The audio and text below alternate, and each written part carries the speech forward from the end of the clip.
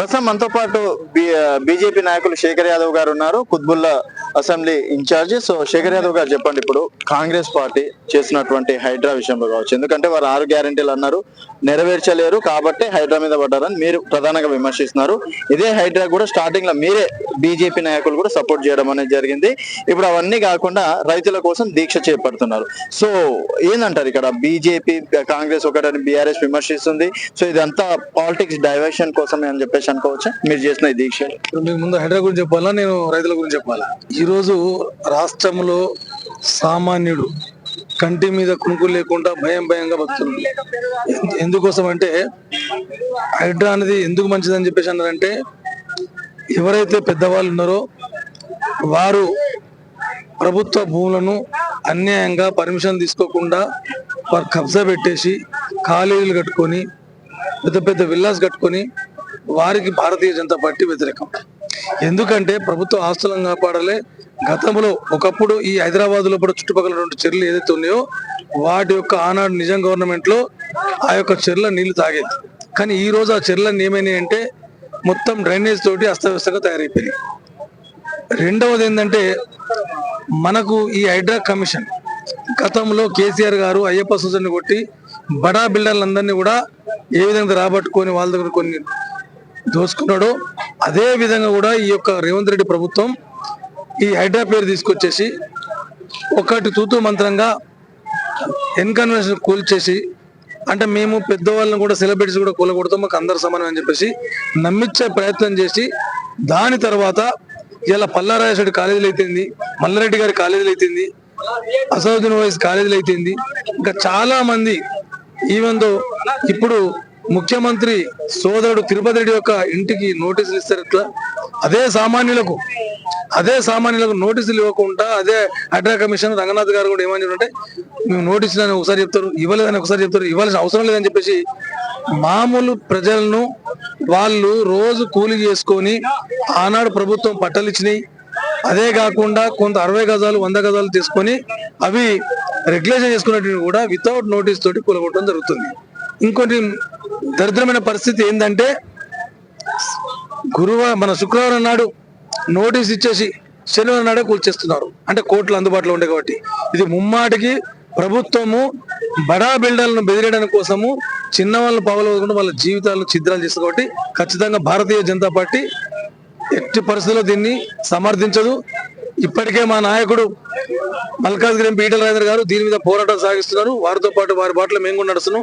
ఎక్కడ సామాన్యుడు ఉంటే అక్కడ సామాన్యునికి మనం భద్రత కల్పించడమే భారతీయ జనతా పార్టీ యొక్క లక్ష్యం.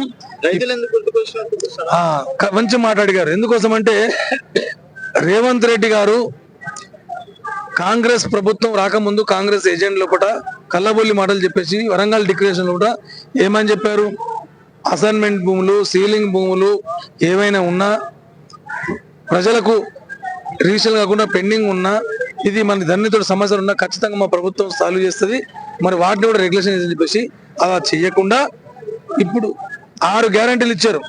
రైతులకు ఏమని చెప్పారంటే, అత్యధికంగా ఈ ఎక్కడైతే మన హైదరాబాద్ లో ఎక్కడ కూడా వారికి సీట్లు రాలేదు, వచ్చినన్ని అన్ని ఈ గ్రామాలలోనే వారికి రైతులు ఎక్కువ ఉన్న కానీ వచ్చింది. ఎందుకంటే 2 లక్షల రుణమాఫీ చేస్తున్నారు. రైతు బంధు కేసీఆర్ 10,000 ఇస్తే 15,000 ఇస్తున్నాడు.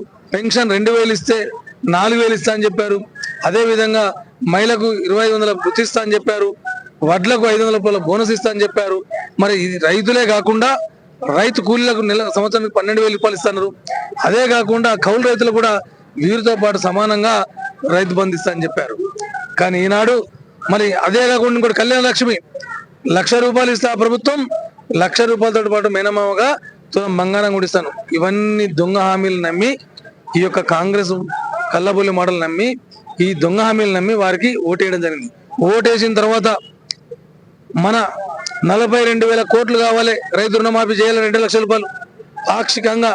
ఆనాడు ఏ కండిషన్ చెప్పలేదు. ఇలా 2 లక్షల కంటే ఎక్కువ ఉంటే రుణమాఫీ కాదు, అవి కట్టండి, ఇవి ఇస్తామంటే వాడు కట్టే స్తోమత ఉంటే లోన్ ఎందుకు తీసుకుంటాడు? మెల్లమెల్ల కట్టుకుందానే కదా, ఒకటిసారి కట్టండి ఎక్కడికి కడతాడు. అంటే దీని ద్వారా ప్రజలను మభ్యపెట్టి మోసం చేయడం తప్ప వేరే సమస్య లేదు.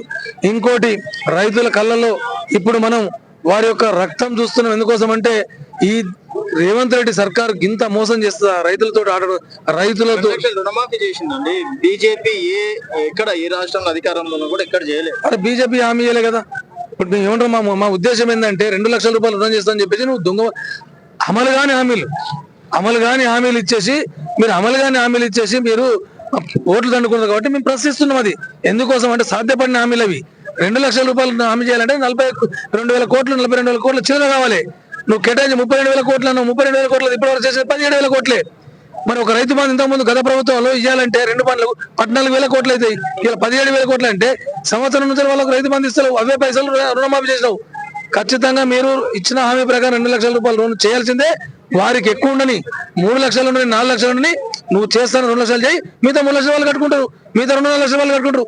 అది నీ ధర్మం. అది ఎక్కువ చేయడం ఉంది. ఈ సంస్కారం కాదు. నువ్వు మోసం చేసిన కాబట్టి రైతులు కన్నెర చేస్తే ఈ కాంగ్రెస్ ప్రభుత్వం పడిపోవడం తప్ప ఖచ్చితంగా పడిపోతుంది. కాబట్టి మేము ఒకటే డిమాండ్ చేస్తున్నాం, మీరు ఇచ్చిన హామీలు నెరవేర్చాలి. నెరవేర్చకపోతే భారతీయ జనతా పార్టీ మిమ్మల్ని వెంటాడుతుందని చెప్పి తెలియజేస్తూ ఈ యొక్క రైతు ఈ దీక్ష పెట్టడం జరిగింది. ఎందుకంటే రైతులకు మేలు జరగాలి. రైతులు లేకపోతే రైతులు అసలు బీజేపీ ఎందుకు నమ్మరు చెప్పండి. ఏమన్నా ఇప్పుడు ఈ రోజు రైతులు నమ్మడానికి ఒక కారణం చెప్తున్నా. మోడీ గారు వచ్చిన తర్వాత ఎఫ్సిఐ ఎక్కడ ఉంది? రామగుండంలో ఎరువుల ఫ్యాక్టరీ కాంగ్రెస్ ప్రభుత్వం ఉన్నప్పుడు తెరవలేదు. మోడీ గారు సుమారుగా 5-6 వేల కోట్ల బడ్జెట్ కేటాయించేసి ఎరువుల ఫ్యాక్టరీ ఇచ్చారు. ఇలా చాలా మంది తెలియదు. రైతు బంధంలో ఒక యూరియా బస్తా కానీ, ఒక పొటాషియం కానీ, ఒక కాల్షియం బస్తా కానీ దాని మీద ఇంచుమించు 100% సబ్సిడీ ఇస్తున్నారు. ఒక బస్తా మనం కొనాలంటే ప్రజల వద్దకి బీజేపీ తీసుకెళ్తున్నారు. అది కొద్దిగా లోపం ఉంది. ఎందుకోసం అంటే మేము పూర్తిగా వారికి అవగాహన కలిగేటట్టు చెప్పట్లేదు. ఖచ్చితంగా తీసుకెళ్తుంది భారతీయ జనతా పార్టీ. ఎందుకంటే తీసుకపోతే రైతులందరూ మాకే ఓట్లేస్తారు. ఇది సరైన రీతిలో వారికి చెప్పలేకపోతున్నాం. కొంతవరకు అది వాస్తవం. ఎందుకంటే వారికి సబ్సిడీ ఇచ్చేది ఎరువులు ఏవైతే ఉన్నాయో అవి ఒక బస్తా కొంటే 4,000 రూపాయలు 8,000 రూపాయలు కాస్ట్ పడుతుంది. అది 2200కే ఇస్తున్నాం, 2300 ఇస్తున్నాం. అంటే అట్లాంటి ఒక రైతుకు 4 బస్తాలు పడతాయి. 4 బస్తాలు అంటే 10,000 ఇచ్చినట్టే కదా మోడీ గారు, బీజేపీ ప్రభుత్వం ఇచ్చినట్టే కదా. మరి రైతులకు వ్యతిరేకమైందండి. కాబట్టి ఖచ్చితంగా రానున్న రోజుల్లో 2029లో భారతీయ జనతా పార్టీని ప్రజలు నమ్ముతారు, విశ్వసిస్తారు, అధికారులకు తీసుకొస్తారు. Thank you. ఓకే, 2029లో మాత్రం బీజేపీ అధికారం. ఇప్పటి వరకు బీఆర్ఎస్ కి అధికారం ఇచ్చారు, కాంగ్రెస్ కి అధికారం ఇచ్చారు. తర్వాత బీజేపీ డెఫినెట్ గా వస్తుందని చెప్పేసి కూడా శేఖర్ యాదవ్ గారు చెప్పారు.